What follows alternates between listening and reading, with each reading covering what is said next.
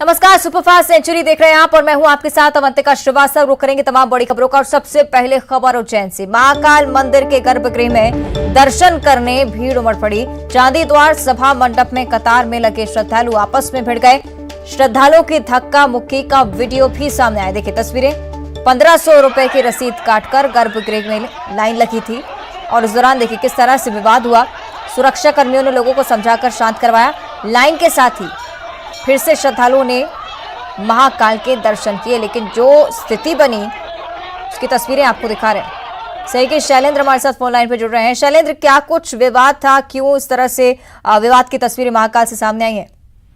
देखिए, सोमवार के दिन महाकाल मंदिर में जो श्रद्धालु बड़ी संख्या में पहुंचते हैं और जो लोग विशेष दर्शन करना चाहते हैं वह एक नियत राशि की रसीद कटवा कर ही लाइन में लगकर दर्शन करते हैं और यही कारण है कि 1500 रुपए की रसीद कटवा के गर्भगृह के दर्शन करने के लिए जो भीड़ है वो वहां पहुंची थी। भीड़ अधिक संख्या में हो गई थी और एक दूसरे के धक्का मुक्की हुई और आगे पीछे चलने को लेकर ही ये पूरा विवाद हुआ था। हालांकि सुरक्षा कर्मी मौके पर पहुंच गए थे और फिर दोनों ही पक्ष जो लोग आपस में झगड़ रहे थे उनको समझाई थी। बाद में लाइन लगाकर एक एक करके दर्शन कराया गया, लेकिन इसके पहले ये देखने में आया कि गर्भगृह के दर्शन के लिए बड़ी संख्या में श्रद्धालु जो है वो चांदी द्वार और मंडप द्वार के पास कतार लगाकर खड़े थे और इसी दौरान किसी बात को लेकर दो पक्षों में धक्का मुक्की हुई और उसके बाद ये विवाद बढ़ गया। हालांकि बाद में इस पूरे मामले को जो वहां मौजूद सुरक्षाकर्मी थे उनके द्वारा समझाई दी गई और उसके बाद व्यवस्था को सुचारू रूप से संचालित किया जा रहा है और इसकी फिलहाल किसी तरह की कोई शिकायत भी मैनेजमेंट को नहीं की गई है। जी, साथ ही शैलेंद्र, धक्का मुक्की की का जो वीडियो है वो भी हम देख रहे हैं, लेकिन रसीद कटवाकर गर्भगृह में लाइन में लगे हुए थे श्रद्धालु। उसको लेकर पहले भी शिकायतें प्राप्त हो चुकी हैं श्रद्धालु की तरफ से। फिलहाल ये जो विवाद हुआ, इस तरह से अफरा तफरी की स्थिति बनी, कोई जनहानि की सूचना? सभी लोग पूरी तरह से स्वस्थ हैं? देखिए, अभी किसी तरह की किसी को कोई चोट नहीं आई है। हालांकि ये बात आपने ठीक कही कि लगातार इस तरह की तस्वीरें जो है वो महाकाल मंदिर के अंदर से आती रहती हैं कि श्रद्धालु लाइन में लगने को लेकर ही आपस में झगड़ जाते हैं और जिस तरीके से मैनेजमेंट जो है वो अधिक रसीदें या ये कहें कि श्रद्धालु बड़ी संख्या में पहुंचते हैं और वो कहीं ना कहीं विशेष जो कूपन लेकर दर्शन करना चाहते हैं, लेकिन उनकी संख्या भी गर्भगृह में बहुत अधिक हो जाती है, जिसके चलते भीड़ भाड़ का माहौल हो जाता है और धक्का मुक्की का माहौल हो जाता है और उसी दौरान इस तरह की तस्वीरें जो सामने आती हैं। ठीक है, शुक्रिया आपका शैलेंद्र इस पूरी जानकारी के लिए। आगे बढ़ते ग्वालियर से बड़ी खबर है। बदमाशों के हौसले बुलंद होते जा रहे हैं। दिन दहाड़े 1 करोड़ 20 लाख रुपए की लूट की वारदात को अंजाम दिया गया है। कार सवार से बदमाशों ने 1 करोड़ 20 लाख रुपए की लूट की है।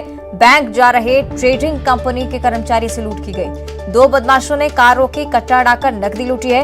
इंदरगंज थाने के राजीव प्लाजा की घटना है। पुलिस मौके पर पहुंची है। सीसीटीवी में पूरी वारदात भी कैद हुई है। तस्वीर देखिए आपकी टीवी स्क्रीन पर किस तरह से लूट की वारदात को यहां पर अंजाम दिया गया।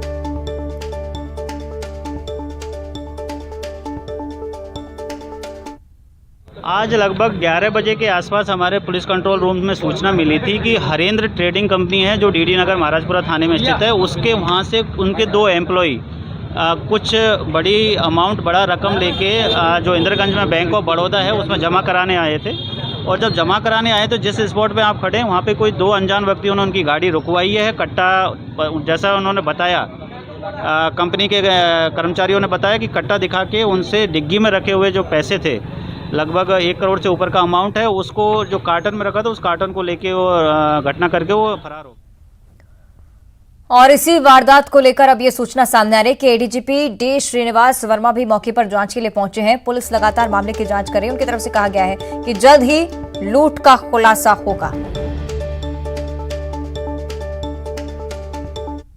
हमको लूट की वारदात की जो खबर मिली है, अभी प्रारंभिक डिटेल्स और ले रहे हैं, तो पूरा पुलिस टीम से इसमें लगे हैं और मामला का गहराई तक हम जाएंगे। चलिए, ज्यादा चर्चा हम करेंगे। सही कि सुशील कौशिक ग्वालियर से हमारे साथ लाइव जुड़ रहे हैं, उनका हम रुख कर लेते हैं। सुशील, आपसे हम जानकारी चाहेंगे। एक बड़ी लूट की वारदात को ग्वालियर में अंजाम दिया गया, 1 करोड़ रुपए की लूट हुई है। क्या कुछ जानकारी इसके पीछे? साथ ही साथ अगर ट्रेडिंग कंपनी के कुछ लोगों से अगर आपकी बातचीत हुई हो या ऐसी कोई जानकारी सामने आई, कोई विवाद पुराना रहा? बिल्कुल, देखिए, ग्वालियर के इंदरगंज थाना क्षेत्र के राजीव प्लाजा इलाके में लूट की वारदात हुई। करीब 12 बजे के लगभग इसी इलाके में यहाँ ये लूट की वारदात हुई थी। सामने से कार आई थी जिसे रोककर 1 करोड़ 20 लाख रुपए की नकदी यहाँ से लूटी गई थी। लेकिन पुलिस ने इस मामले में जब जांच शुरू की और जो इसमें हरेंद्र ट्रेडिंग कंपनी के फरियादी थे जिनमें ड्राइवर भी था, उसके साथ एक अकाउंटेंट भी बताया जा रहा है। जब उनसे पूछताछ की तो उन्होंने बताया कि 2 बदमाश थे, कट्टा अड़ाकर उन्होंने जो है धमकाया और उसके बाद उनकी नकदी कार से निकाल ली। लेकिन इसी सीसीटीवी कैमरे से जो फुटेज सामने आए हैं, उन फुटेज में साफ तौर पर ये नज़र आ रहा है कि बाकायदा एक बदमाश पहले आता है, कार रोकता है, दूसरा बदमाश पीछे से आकर डिक्की से रुपया लेकर जाता है। इस दौरान जब लूट की वारदात होती है तो किसी तरह का कोई प्रतिरोध न ड्राइवर की तरफ से किया जाता है, ना ही दूसरा जो शख्स कार में बैठा था उसकी तरफ से किया जाता है। और साथ ही ये भी देखने में आया सीसीटीवी फुटेज में कि जब कार से रुपया निकालने के बाद एक जो बदमाश है वो काफ़ी देर तक कार के पास भी खड़ा रहा। तो इस सीसीटीवी फुटेज के आधार पर ही पुलिस को इस पूरी कहानी पर संदेह था। यही वजह है कि पुलिस ने इसमें जो हरेंद्र ट्रेडिंग कंपनी का ड्राइवर है जो रुपये लेकर आया था उसको पूछताछ के लिए हिरासत में लिया है और पुलिस के सीएसपी टीआई सहित आला अधिकारी ड्राइवर से पूछताछ कर रहे हैं। और पुलिस को उम्मीद है कि सीसीटीवी फुटेज और उसके बाद घटना का जो क्रम देखा गया है उस क्रम के आधार पर यह कहानी कहीं ना कहीं पुलिस को भी पेचीदा नज़र आ रही है, संदिग्ध नज़र आ रही है। यही वजह है कि पुलिस का दावा है कि अभी शाम तक इस पूरी कहानी का खुलासा कर दिया जाएगा, क्योंकि जिस तरह से वीडियो में नज़र आ रहा है कि लूट की वारदात के दौरान किसी तरह का कोई प्रतिरोध नहीं किया गया। तो यही सबसे बड़ा पॉइंट इसमें जांच का है। तो पुलिस अब जांच कर रही है, इनके मोबाइल की कॉल डिटेल भी तैयार कर रही है। इसके अलावा जो बदमाश है हुलिये वाले, उनके आधार पर भी उनकी तलाश की जा रही है। तो शाम तक पुलिस इस मामले में खुलासा कर देगी, लेकिन कहीं ना कहीं सीसीटीवी फुटेज जो सामने आया है वो इस कहानी पर कहीं ना कहीं संदेह पैदा कर रहा है। ठीक है, शुक्रिया आपका सुशील इस पूरी जानकारी के लिए। तो इंतजार रहेगा कि पुलिस की तरफ से इस पूरी वारदात को लेकर कुछ कहा जाए। आगे बढ़ते उमरिया से बड़ी खबर है। कोयला अनलोड करने के दौरान मालगाड़ी दुर्घटनाग्रस्त हुई है। डिब्बों को जोड़ने वाली कपलिंग जो होती है वो खुल गई और इस दौरान ये हादसा हुआ है। कपलिंग खुलने की वजह से पूरा हादसा, और इस बारे में जानकारी कि मालगाड़ी के 6 डिब्बे पटरी से डीरेल हो गए। लाइटिंग टावर और स्टॉपर तोड़कर डीरेल हुए हैं। संजय गांधी पावर प्लांट बिरसिंहपुर में यह हादसा हुआ है। आपको बता दें कि पावर प्लांट को लाखों का नुकसान जिसका अंदाजा लगाया जा रहा है। सहयोगी ब्रिजेंद्र हमारे साथ फोन लाइन पर जुड़ रहे हैं। ब्रिजेंद्र, कैसे हुआ पूरा हादसा?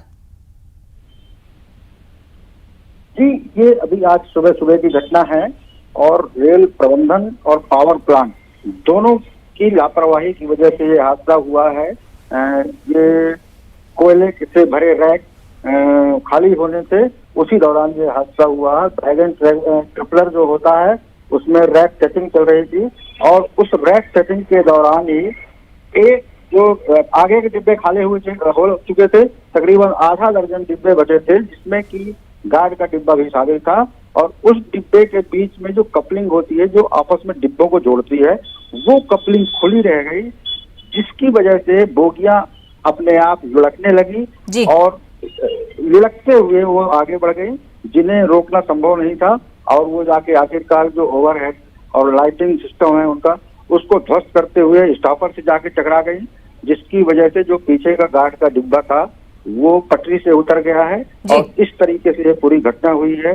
बड़े पैमाने पर इसमें रेलवे और पावर प्लांट को नुकसान भी हुआ है। गनीमत की बात ये रही है कि इसमें कोई जन हानि नहीं हो पाई है, कोई इसमें दुर्घटना का शिकार नहीं हुआ है।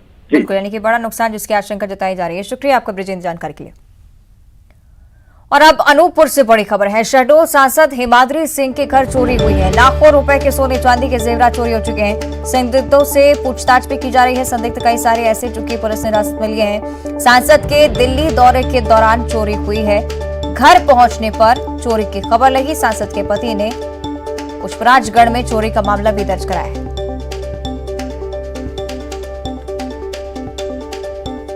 आके और अलमारी खोल के देखे होंगे और अपना जेवर एवर पहनने के लिए मैडम ने निकाली होंगी, तो उसमें जेवर रखा नहीं था, जिसमें से क्या बोलते हैं उसमें जेवर कटोरी वगैरह थे और चम्मच वगैरह थे, सारे चांदी के सोने के वो नहीं थे।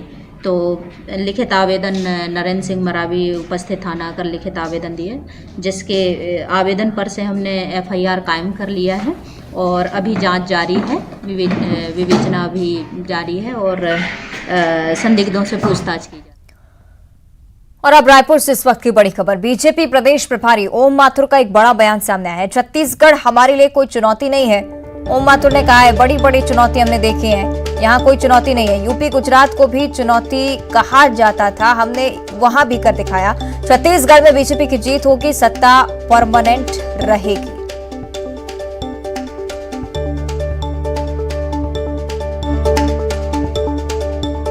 बीजेपी प्रदेश प्रभारी ओम माथुर का ये बड़ा बयान, छत्तीसगढ़ हमारे लिए कोई चुनौती नहीं है, बड़ी बड़ी चुनौतियां हमने देखी। पहले यूपी गुजरात को भी चुनौती कहा जाता था, लेकिन वहां पर भी हमने सरकार बनाई। छत्तीसगढ़ में बीजेपी की जीत का दावा उन्होंने किया है, सत्ता परमानेंट रहेगी, ये बड़ी बात भी उनकी तरफ से कही गई।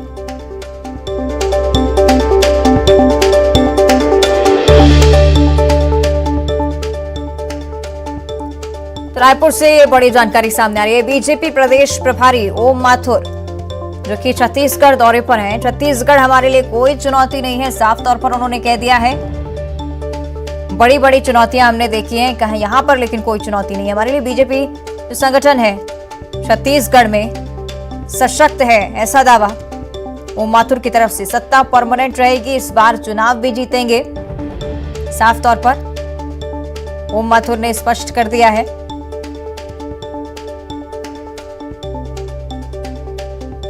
साथ ही साथ उत्तर प्रदेश गुजरात का भी उन्होंने जिक्र किया। उन्होंने कहा था पहले भी ये चुनौती के तौर पर ये देखा जाता था, लेकिन हमने वहां पर भी सरकार बनाई, वहां पर भी कर दिखाया। और छत्तीसगढ़ भी एक ऐसा ही राज्य होगा जहां पर बीजेपी की जीत तय होगी। तो बड़ा दावा ओम माथुर की तरफ से, बीजेपी प्रदेश प्रभारी बड़ा बयान दे चुके हैं। छत्तीसगढ़ हमारे लिए कोई चुनौती नहीं है, बड़ी बड़ी चुनौतियां हमने देखी हैं, तो छत्तीसगढ़ में बीजेपी की जीत होगी, बड़ा दावा उनकी तरफ से किया गया है। सत्ता परमानेंट रहेगी, इसका भी दावा उनकी तरफ से।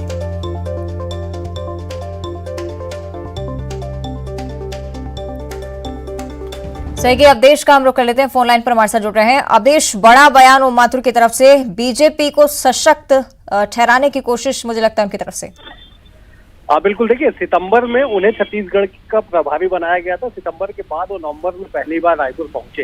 रायपुर पहुंचे पे जब उनसे पूछा गया कि छत्तीसगढ़ में कांग्रेस की सरकार 70 से अधिक सीटों के साथ है, कितनी बड़ी चुनौती मानते हैं 2023 के चुनाव को, तो उन्होंने सीधे तौर पे यूपी राज्य का नाम लेते हुए कहा कि मेरे सामने ऐसे कई चुनौतियां आई और चले गई, इसलिए वो छत्तीसगढ़ को कोई भी चुनौती नहीं मानते हैं।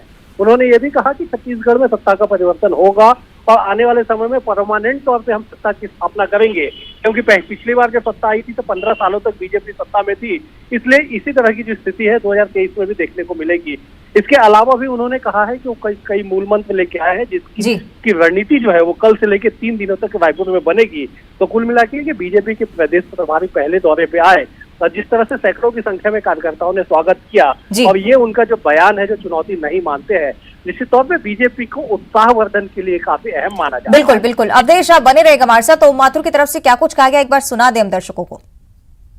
महापुरुषों को सबको याद करता हूँ। छत्तीसगढ़ एक ऐसा प्रदेश है जिसने समय समय पर, चाहे वो आजादी का आंदोलन हो, चाहे वो देश की क्रांतिकारियों का उत्साह हो, हमेशा उन्होंने योगदान दिया है। मैं प्रणाम करता हूँ। भारतीय जनता पार्टी हर चुनाव को चुनौती मान के चलती है और इसलिए भारतीय जनता पार्टी का छोटा हो या बड़ा हो चुनाव, और हर जगह चुनौती, और मेरे सामने ऐसी बहुत चुनौतियां आई है। आपने 2016-17 का उत्तर प्रदेश भी देखा होगा, इसलिए मैं छत्तीसगढ़ को कोई चुनौती नहीं मानता। निश्चित रूप से आने वाला समय छत्तीसगढ़ के भारतीय जनता पार्टी का होगा। तो ओम माथुर का ये बयान हम आपको सुना रहे थे। सही कि अवधेश लगातार हमारे साथ बने हुए हैं। अवधेश, पूरे कॉन्फिडेंस के साथ ओम माथुर ने बात जरूर कह दी है, लेकिन जमीनी हकीकत अगर हम छत्तीसगढ़ की देखें, भारी बहुमत के साथ कांग्रेस सरकार यहां पर मौजूद है। कितना बड़ा चुनौती उनके लिए हो सकती है, ये अंदाजा उनको नहीं है, या फिर पूरे कॉन्फिडेंस में कह रहे हैं कि बीजेपी की जीत होना तय है? देखिए, 15 सालों तक बीजेपी सत्ता में रही और उसके बाद सत्ता से बेदखल होना या सत्ता में आना जाना लगे रहता है। लेकिन बीजेपी जिस तरह से 15 सालों तक शासन करने के बाद 15 सीटों पे सिमट गई थी और कांग्रेस 1/3 से अधिक बहुमत के साथ सदन में पहुंची थी, उस बात को लेके बीजेपी भले कहते रही कि हम सत्ता पे फिर से आएंगे, लेकिन चुनौती निश्चित तौर पे बड़ी है, क्योंकि ना केवल विधानसभा का चुनाव, उसके बाद भी लगातार। ठीक है अवधेश, माफ कीजिएगा, आपको रोकना चाहूंगी। हमारे साथ कांग्रेस की तरफ से धनंजय जी जुड़ चुके हैं। धनंजय जी, बहुत बहुत स्वागत करती हूँ आपका न्यूज 18 पर। नमस्कार। साफ तौर पर ओम माथुर जी कह रहे हैं कोई बड़ी चुनौती नहीं है बीजेपी के लिए छत्तीसगढ़ को जीतना। देखिए, ओम माथुर जी भारतीय जनता पार्टी के मुझे ऐसा लगता है कि चौथे प्रभारी हैं। सत्ता जाने के बाद 3 प्रभारी बदले जा चुके हैं और जो भी प्रभारी छत्तीसगढ़ आए हैं बड़े बड़े दावा किए हैं, बड़ी बड़ी बातें किए हैं और फिर वापस चले गए हैं। ओम माथुर जी आज उनका पहले छत्तीसगढ़ का दौरा है, छत्तीसगढ़ में आए, अच्छी बात है।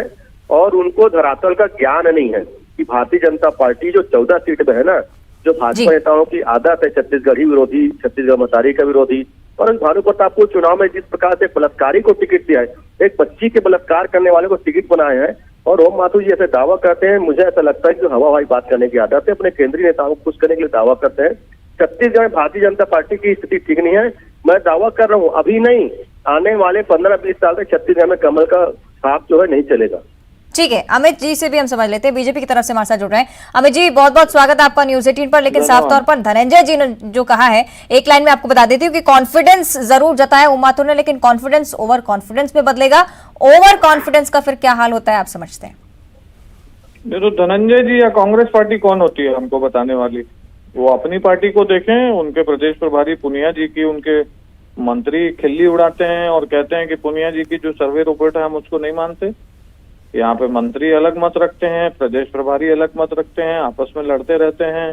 मुख्यमंत्री प्रदेश अध्यक्ष को सार्वजनिक रूप से डांट देते हैं, विधायक अपने मंत्री पर हत्या का आरोप लगा देता है, शिक्षा मंत्री के खिलाफ कांग्रेस के ही 5 विधायक भ्रष्टाचार का आरोप लगा देते हैं।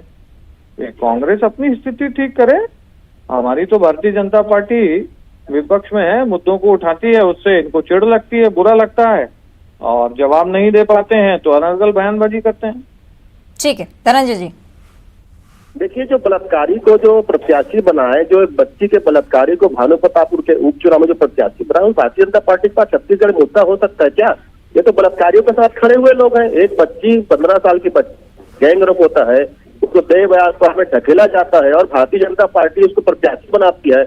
पूर्व मुख्यमंत्री डॉक्टर रमन सिंह और ओम माथुर जी उससे प्रचार करने के लिए आते हैं। इससे ज्यादा शर्म की बात हो सकती है? मुद्दों की बात कर रहे हैं, इनके पास तो मुद्दा नहीं है, इनके पास सिर्फ अपराधी बचे हुए चुनाव लड़ने के लिए। ये हमें ना बताएं और हम निश्चित तौर पर भारतीय जनता पार्टी का हम फिक्र ही नहीं करते हैं। हमें सरकार के काम पर भरोसा है और भारतीय जनता पार्टी का चरित्र पर छत्तीसगढ़ में देख लिया है। एक आदिवासी बालिका के साथ, एक मासूम बालिका के साथ जो प्रत्याशी है भाजपा का, वो बलात्कार करता है, रेप करता है, गैंग रेप करता है। ठीक है अमित जी, एक और बात, ठीक है अमित जी, एक और चीज का मैं जिक्र करना चाहूंगी। लगातार ये कहा जाता रहा कि बीजेपी को सशक्त बताने की कोशिश आपके नेता करते रहते हैं और ये बयान भी उसी तरह से देखा जा रहा है। लेकिन जमीनी हकीकत भी मुझे लगता है कि आप समझते हैं कांग्रेस अच्छी खासी बहुमत में छत्तीसगढ़ में है। उनके लिए, ओम माथुर जी के लिए तो बिल्कुल एक बड़ी चुनौती नहीं है। लेकिन मैं आपसे जानना चाहूंगी, क्या आपको लगता है कि इस बयान से आप बीजेपी को सशक्त बना रहे हैं या फिर जमीनी हकीकत से कहीं ना कहीं आसपास भी नहीं दिख रहे हैं?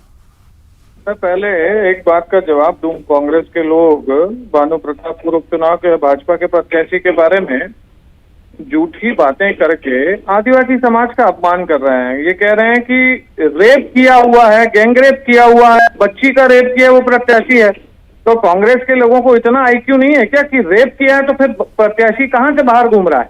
2019 का आप मामला बता रहे हैं, 2022 आज चल रहा है, 3 साल में पुलिस क्यों नहीं कार्रवाई कर रही है?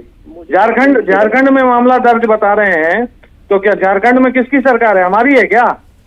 तो देखिए अनर्गल बातें कांग्रेस के नेता, मतलब ऐसा लगता है कि जो स्थिति इनकी खराब है या भानु प्रतापपुर में जो हार रहा है उनसे मानसिक स्थिति इनकी बिगड़ गई है, कुछ भी बातें कर रहे हैं। ठीक है, चलिए ठीक है। भानु प्रतापपुर उपचुनाव को लेकर जो होगा वो तो निर्वाचन आयोग के अब हाथों में है। शुक्रिया आपका फिलहाल इस पूरी चर्चा के लिए। अब चूंकि छत्तीसगढ़ की सियासत की हम बात करें तो और अब रुक करेंगे राजधानी भोपाल का। बड़ी खबर है, आगामी शीतकालीन सत्र को लेकर सियासत एक बार फिर से यहाँ पर भी देखने को मिल रही है। सत्र की छोटी अवधि पर विपक्ष ने सवाल खड़े कर दिए। नेता और प्रतिपक्ष गोविंद सिंह ने सरकार से मांग की है कि शीतकालीन सत्र की समय अवधि बढ़ाई जाए। गोविंद सिंह, प्रजातंत्र का गला घोट रही है सरकार, उनकी तरफ से कहा गया है। चर्चा से भागना चाहती है शिवराज सरकार, इसलिए सत्र को छोटा किया है। सत्र की समयावधि बढ़ाकर जनता के मुद्दे पर चर्चा की जानी चाहिए। मध्य प्रदेश की भारतीय जनता पार्टी सरकार ने शीतकालीन सत्र केवल 1 सप्ताह जलाकर प्रजातंत्र का गला घोटने का काम किया है। विधानसभा का अवमूल्यन लगातार भारतीय जनता पार्टी के कार्यकाल में किया जा रहा है। सरकार अपने जो कारनामे भ्रष्टाचार न खुले, इसलिए भय के कारण विधानसभा सत्र नहीं चलने देती। मैं माननीय मुख्यमंत्री से प्रार्थना करता हूं कि कम से कम 1 सप्ताह सत्र और बढ़ाएं भयभीत होने से प्रजातंत्र के मूल्यों का अवलोकन करने का कष्ट न करें और लगातार जो कारण मुद्दे हैं जनता से जुड़े उन पर चर्चा हो, बहस हो और उनका निराकरण जनता के चुने हुए प्रतिनिधि के माध्यम से कराएं। और अब